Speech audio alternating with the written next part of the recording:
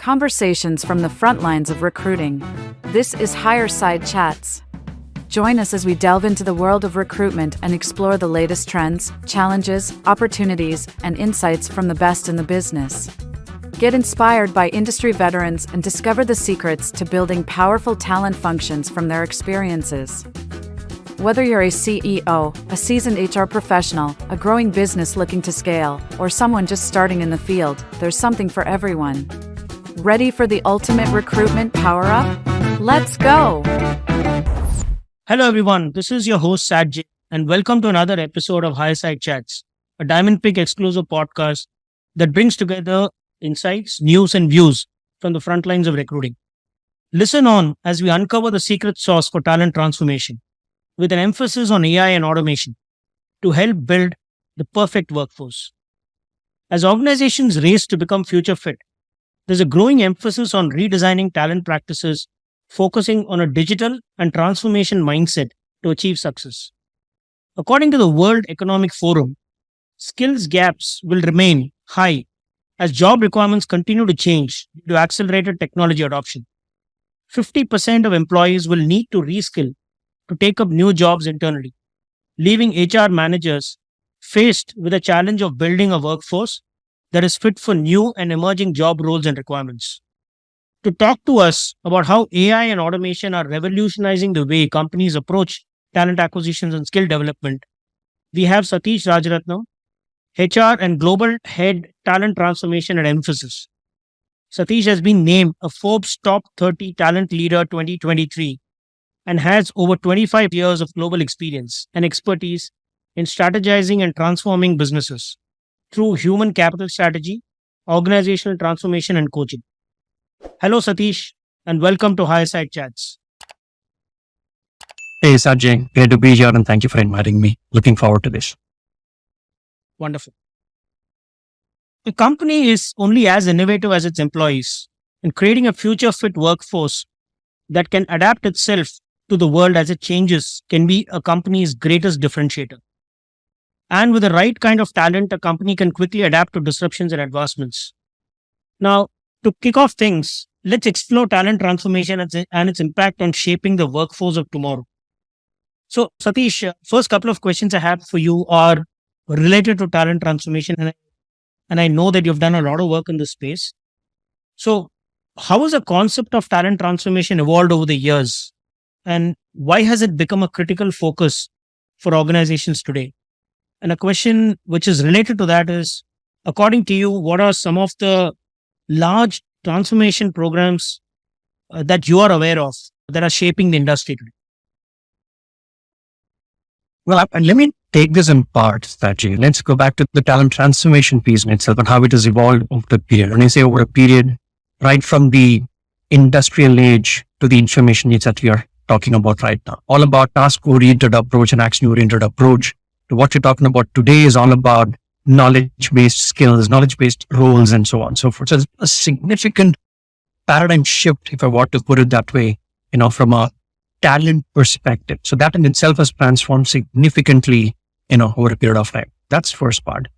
Aiding to this is the entire digitalization, digital transformation, right? You put in quote unquote, the technology transformation that has enabled talent to transform significantly. So 21st century is going to be another big movement that I would say from a talent perspective. Employees will have to continuously adapt to newer models, newer skill taxonomies, newer tools, platforms. But given that, digital literacy is going to be the key. So we will talk about it as well in the next few minutes or so. But what this has done, in my view, from a talent transformation perspective is it's gotten the global talent together. Business is expanding, geography is expanding, that gets us to a state where you ought to have cross-cultural understanding and sensitivity, which is very critical. Cross-cultural collaboration. So these are two key elements because of digitalization that's happening has gone the world together, right? So talent transformation has now begun to include elements of cultural nuances, right? How do you work with different groups, different communities, across geographies and so on. In quote unquote IT, what we call as distributed agile working model. So if you bring in that, the plethora of opportunities that we have from a talent transformation space because of this technology shift and globalization is huge, right? What is also done is not just from a tech space, there's a big shift in terms of the entire skills portfolio, right? Most of them focus on the IQ part, quote unquote. But then the way that I would want to look at it is the EQ has changed significantly, right? The emotional quotient part of it. Focus has shifted to skills that are unique to human, not the AI or bot or robotics or automation that I'm even talking about. People have now started focusing, hey, how do we inculcate critical thinking? How do we inculcate empathy, sympathy? How do you bring in the emotional intelligence or EQ that I spoke about? And also the SQ, which is a social quotient, back into the H in the HR. How do you accentuate human in the HR? I think that's the transformation that we're seeking. Now, having said that, all of this is definitely going to transform the way that you're working. When I say that, the quote unquote agility of an individual, of an organization. And again, talent transformation as a role plays a significant role in kind of transforming the agility of an organization as well, right? It's going to talk about health, wellness, IQ, EQ, all that I've spoken about through various platforms of technology. Again, just want to bring another cliche of hyper-personalized enablement quotient as well. So that's the change that I've seen. That could be more as well, from a talent transformation evolving from where it used to be to where it is right now, from a personnel to a hyper-personalization. From a criticality perspective, why is it critical? Well, like I said, technology is changing almost every week, every fortnight, right? Whilst we're talking, there are new tools coming in, new platforms coming in, new skills coming in, and so on. So how do we keep pace with the changes that are happening technologically? A quote unquote could be a metaverse. People have started talking about, and everything is now moved into metaverse. Your entire avatars are coming in. It could be learning, it could be AR, VR. Anything is on the metaverse right now. Yeah, your employee engagement, all of these are happening around metaverse right now. Your hyperscalers, what we call as the cloud, your AWS, your Azure, the Googles, all of these guys are getting into cloud in a very big way. Though it's not new, but right now it's caught up significantly. And that's why it's very, very critical. The latest phenomena of OpenAI, whether it's ChatGPT or Bard or any of the other OpenAI platforms that we talk about, data, it's no more the next goal. It's already more than the goal right now in my view. So data science, data analytics, all of these are very, very critical in today's context. Why? Most of these, if you link back the microeconomic changes that are happening and how these are impacting business in today's world, right? And all of these are computed, all of these are worked, prescriptive, predictive for all the technology that I spoke about, brings in much higher value order into business nuances. And that's why I'm saying this is very, very critical. And the outcome of all of these is in fact what we call as war of talent out. So that's why I want to put talent as in a very, very critical path from a transformation perspective. Having said all of these, someone has to be on top of this, try to link all of these elements together and keep innovating something new. Else, we're all going to be redundant in some point in time. The processes, the platforms that we have will again be obsolete in a very short time. And why should we do that? Again, if you look at it from a pre-pandemic to post-pandemic perspective, the digitization part of it, or digital transformation perspective, has grown leaps and bounds. Now, it's impacted the way we operate business. And for us to get operational efficiency, we'll have to transform talent that could help enable to do this as well. So that's another critical part. So if you look at it, there are many such critical areas that talent transformation has been looked up to. More so, when adopting to all of these, to me, the most important part is how do we create resilience, or rather, I would say an organization resilience. So these are very critical in my view from a talent transformation standpoint, Satish. Great. And you did speak a lot about how the job profiles are changing with the times and workplaces are continuing to get disrupted. You highlighted a lot of in-demand skills that are emerging. Tell me how HR practitioners can create this agility in the workforce, and how are HR practitioners responding to this future disruption and demand and what is happening out there in the market? See, from a HR perspective, this entire discussion around talent. So HR plays a pivotal role along with business as well. But HR is a custodian of talent, the way that I look at it, or enabler of talent, right? are we enabled enough to kind of look at how do I baseline my skill taxonomy in the organization? That's the first part that I want to look at. Do we know what do we have as talent within our organization? Do we have a taxonomy? Do we have a baselining? So when we have to do a baselining, we'll have to then go ahead and say, hey, how do I assess my internal talent to look at this is where we are from a skill capability standpoint of the organization. So that's one way of looking at it. Now, having said that, how to create agility and resilience? Maybe it could be through bringing in people together and talking them through what is needed to foster growth mindset and how do we do this collectively as an organization. So that's the agility that we need to look at, considering the macroeconomics that's playing into in the last year or so and maybe next few months or so, the way that we look at it. So HR plays a very critical role in my view out there in creating an agile organization, a very nimble organization to quickly learn, unlearn, relearn. How do you enable employees to kind of shape up to become much more agile? How do you foster growth mindset? And for this, as HR, one has to be on top of data. We spoke about just a couple of minutes back. How do you read data? How does the employee experience moving? How do you look at the learning quotient? How do you look at the emotional quotient transforming? How do you look at the ENPS? Pick up all the data, put them together, the performance culture of the organization. So as HR, we're custodian of most of these. And I think we're in a situation where we can have a hawk-eye view of which way to traverse to help enable organization thrive as well, the ever-changing economy. So that's, to me, is critical. But having said all of these, diversity is going to be very critical. DEI also, if I were to put it that way, diversity, equity, and inclusion. How do you foster diverse workforce? How do you be much more inclusive as an organization? Or how do you lead innovation and make sure that large organizational problems are resolved to solution orientation and so on and so forth. So DEI is another piece outside of the tech piece and the talent piece that I just spoke about. Most importantly, with all the abbreviations coming in, EX, which is the employee experience. So that's another piece that HR should be on top of. There are various vehicles, various channels that as HR function we can use. You can use a dipstick survey, you can do an FGD, you can do a one-on-one. You can look at the performance threshold, how it's transforming and moving. You can look at the skills, whether it's moving upward or not. A lot of indicators out there for HR to look at where collectively we are moving as a firm, as individuals, and so on. That to me is how HR can bring in a transformation in itself and make sure not just the employees but also the firm to be attuned and stay updated as far as the industry or the market conditions go.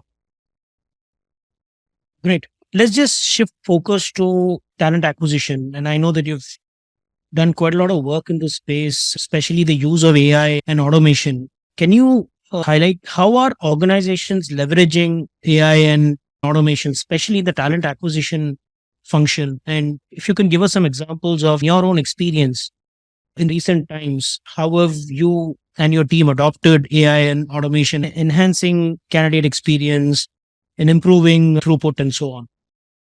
Now, we've gone to an era where conversational AI has picked up a lot of tactical work that a recruiter has been doing for some time.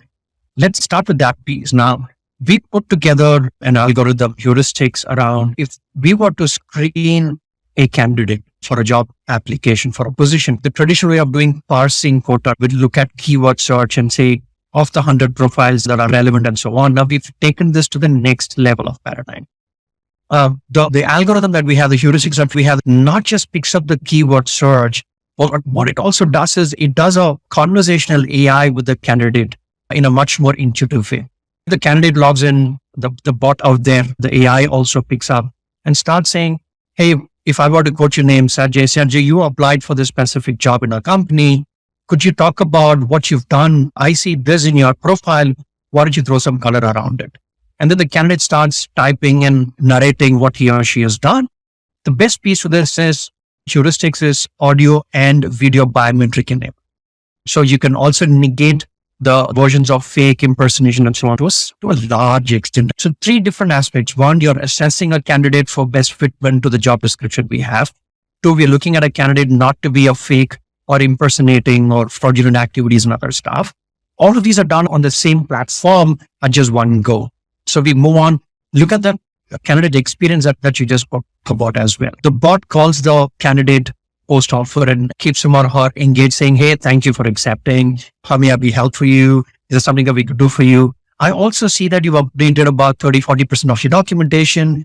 Do let us know if you need any help to upload the remaining percentage and so on. There are tools, there are technologies right now which could kind of make all of these task-oriented actions very seamless using AI as a platform, AI as a technology. Thanks to conversational AI, large language models, the NLPs, across languages, across platforms, you get things done much quicker and faster.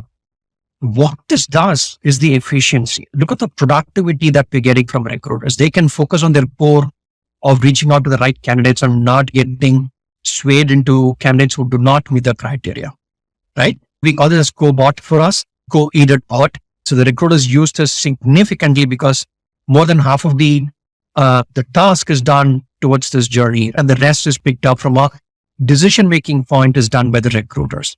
So that's from a recruitment perspective. We also kind of take this forward in terms of how do you identify skill gap analysis? Again, the machine learning algorithms or AIs can kind of bring in, if a candidate has applied with a specific skill cluster and been assessed before recruitment, can that be picked up into the learning path of an organization, right? So that is also done using heuristics. That's also done using an algorithm which matches and says, this individual has come in with this specific skill, competency, and proficiency. And for this individual to grow from point A to point B, these are learning paths which are personalized to him or her. He or she can pick this up vertically. Or if he or she wants to move horizontally, that's also possible. That's an LXP coming into place when matching the entire learning experience for that individual as well. So that's from a learning perspective to a large extent. Look at real-time feedback, the ENPS, and all that you run through from a performance feedback perspective as well is also almost live. You have bots that have come in to say, hey, I see that this month you've met so many KPIs and so on, but adding on to your goals or the OKRs of the organization or for your team, these are avenues that you can look at. So you have co-assisted bot that's letting you know as a coach, as an advisory, as a mentor, and every point in time saying, these are the learning gaps that you can fulfill. These are your performance gaps that you can consult.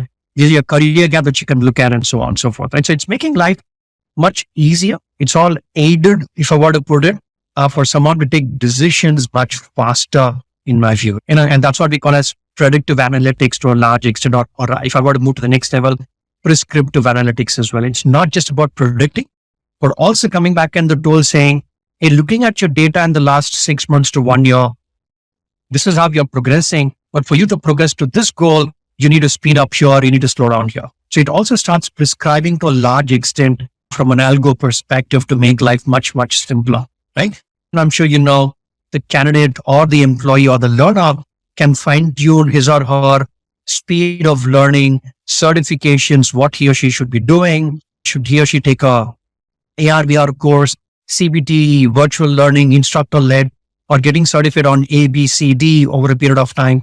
All of these recommendations are right up there at our face. You just have to start clicking and saying, look, I am signing up for these courses and moving on. So that's the way that we look at it across the plethora of HR lifecycle process. Most critically, employee experience that I spoke about. How can you move your employee experience into metaverse? Can we have avatars to take an individual towards his or her well-being, health, consultation, the employee engagement quotient? All of these are also driven through AI to a large extent these days as well. So that's the way that I look at it holistically. Every aspect of hire to retire, we have tools, we have platforms, we have engines that are trained to kind of help aid candidates, employees, and retirement as well. All aspects of life cycle that we were looking at. SatJ. Great. It just sounded like a sci-fi movie, Satish, and how organizations are leveraging all these technologies, not just to nurture and identify the right talent for them, but also going beyond recruitment, ensuring that it plays a role in developing employees, upskilling them, and of course, contributing to a highly skilled workforce. And I'm sure the technology changes, as you rightly described, are transforming the talent practices and enabling HR organizations to just go beyond conventional ways of working and then truly providing employees and candidates a wonderful experience. So that's really fantastic. One last question on the AI automation side. Are you seeing candidates being open to this change? See, it's very easy for organizations to adopt these practices and then launching it on the candidates. But do you get a sense that candidates and people who are being subject to these methodologies, are they embracing this, or is there resistance? Yes and no, but to a large extent thus far, I see candidates are much open because the ability for an avatar or a AI to connect to an incumbent is much faster. That's one.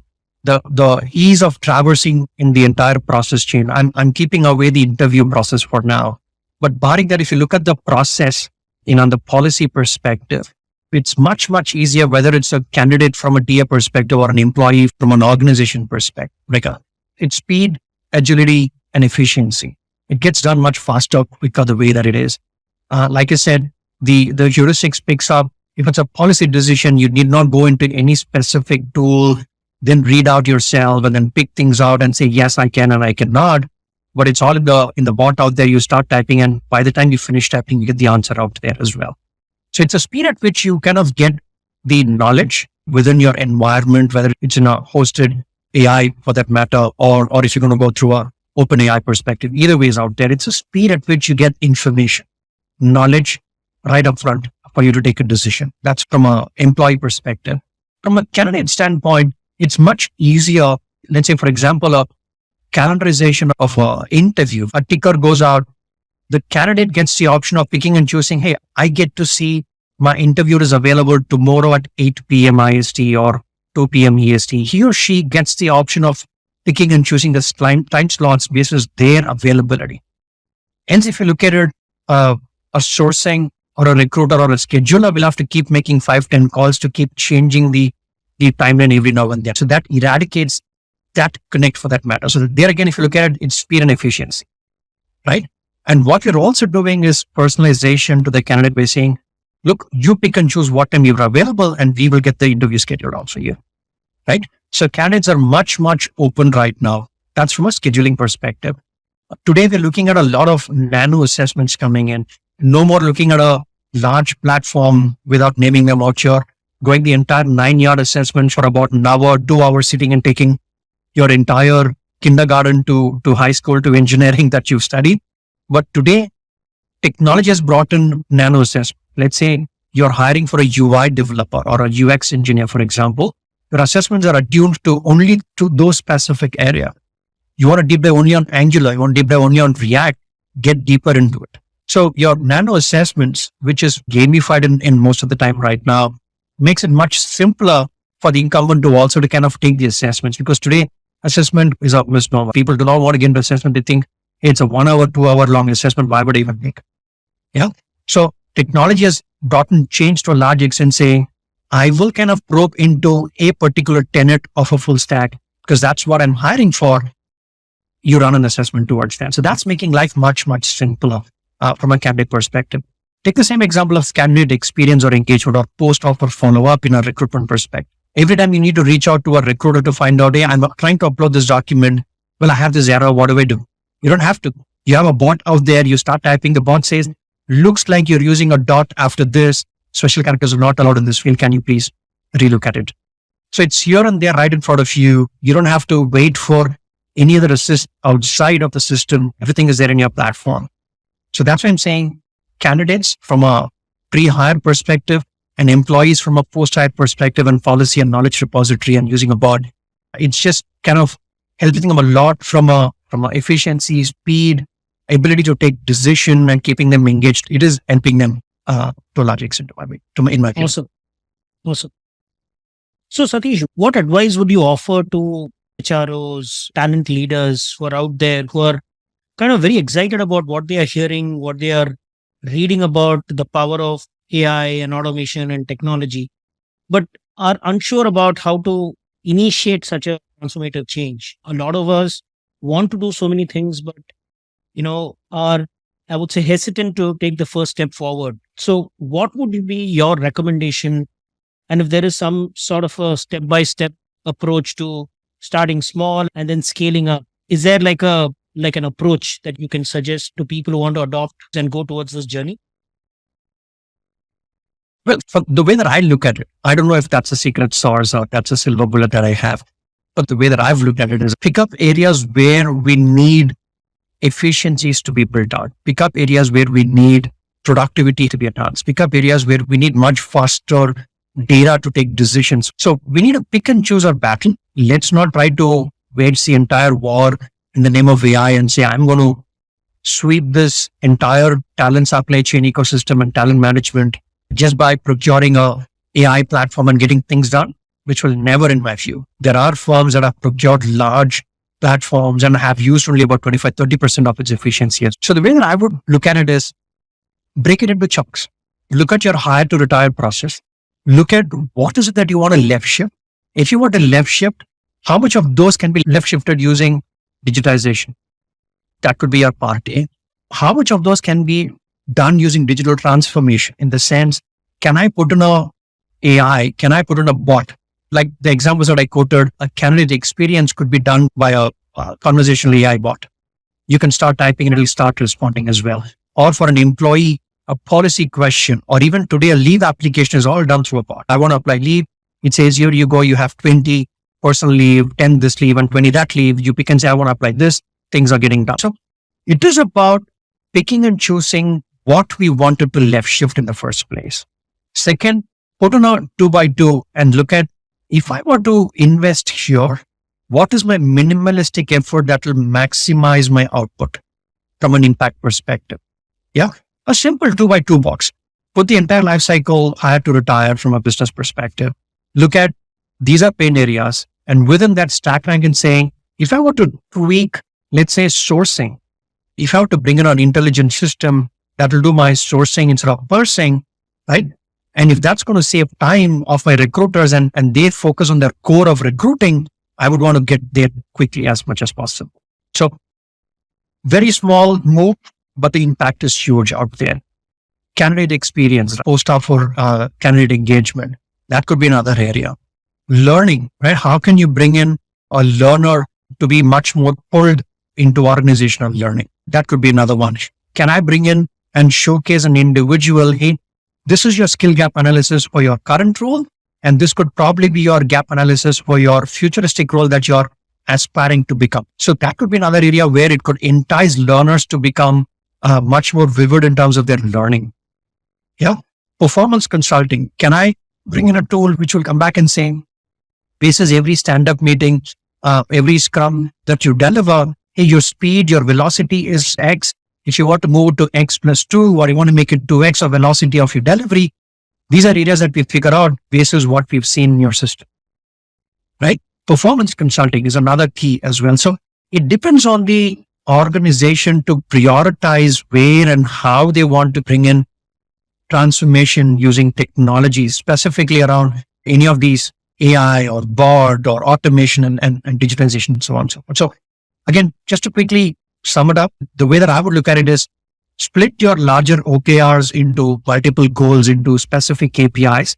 Pick up those KPIs and find out, do we have aid? Do we have tools to kind of help enable our employees to perform better? And if I want to do that, can I bring in a technology intervention that will fasten their learning, that will kind of fasten their performance, career, skill, and other stuff? Then bring it accordingly. And that's the way that I want to sum it. Perfect. Thanks a lot, Satish. And before we sign out, we usually have a customary rapid fire round. There are a few questions that I have for you. And what we're looking for is very candid, short, and quick responses. So let me begin by asking you the first question: a personal experience where AI-powered insights led to a game-changing hire or a game-changing situation. Well, a recent one I don't want to quote the role. We've been through multiple profiles, but then we thought we would run the heuristics around it and figure out not just from the profile.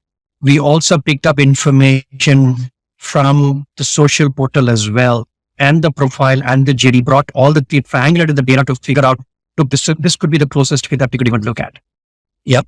That aided us to take a decision to narrow down on a particular incumbent for a specific role, right? We were struggling because most of the candidates, their resume is written very well. They also articulate very well in a discussion or in an interview, but how do you narrow down on a specific incumbent? I think the tool helped us aid in specific areas and a specific dimension as well, saying, hey, for this candidate, we saw this is much more than all other candidates. That kind of helped us narrow down on a specific candidate. Brilliant. So looking ahead, what future AI advancement are you most eager to incorporate into your talent acquisition playbook? Wish I could look at the Star Trek kind of stuff. You widen your fingers and do this, and you get to see the candidates, your pipeline, right from how many applied, how many source shortlisted, and so on and so forth. Yeah, I mean, that's the next 1-2 years maybe. But if you look at it, the point is not about bringing in a tool or AI or algorithm. It's about how can we make our hiring managers' life simple? How can we make our recruiters' life much simpler? Most importantly, how can I get a candidate that would start billing much quicker than the time that I take right now, right? And, how can we make it much more easier from the pockets in terms of the cost perspective? So if you look at all the 4 quadrant of a balanced scorecard, can I bring in much more efficiencies? And that's something that I'd want to look at from a futuristic state standpoint. That would mean the entire talent supply chain ecosystem. Can I bring in technology transformation that will help us decide on talent much faster? It could be through a marketplace. It could be a search and match. It could be any other algo that you're even talking about. Can I upskill, cross-skill quickly and proactively in most sort of situations that you're looking at? The decision of build, buy, and borrow, SatJ, to summarize, if that could be done much faster than where we are today, I think that's what I'm looking at from any of these technology interventions. And the last question for you, fast forward maybe a year from now, and if you had to pick between a human recruiter versus an AI bot, whom would you pick? Tough ask. I would put my money on a recruiter who is well versed in running an AI or a bot engine. Okay. Because at the end of the day, humans are the ones who would take decision. The bot can only help aid a decision. It can only give you a trajectory, whether it's vertical or horizontal. But eventually, the guy sitting there would take a decision. Should I go higher or should I go vertical? That's a call that a human has to take anyway. Perfect. And there you have it, the secret sauce to building a truly digital and skills-powered workforce with AI and automation at the helm of talent acquisition. And with that, we come to the end of the show. Thank you very much, Satish, for your forward-looking perspectives and clearly charting out a roadmap for organizations aiming to thrive in this rapidly evolving landscape. I mean, all your responses were spot on. I'm sure, a lot of our listeners will benefit by this conversation. And for those who are tuned in, thank you very much for joining us today. We hope you enjoyed this episode. Join us next time for another episode as we continue to bring you the latest and the best from the recruitment world. Find us wherever you listen to your favorite podcasts and don't miss a single episode. Subscribe to Hireside Chats today and don't forget to leave a review or share on your socials to help us reach as many ears as possible. So stay tuned. And once again, Satish, thank you very much for your time. Thank you, Sanjay, and the entire team for having me here. Thank you.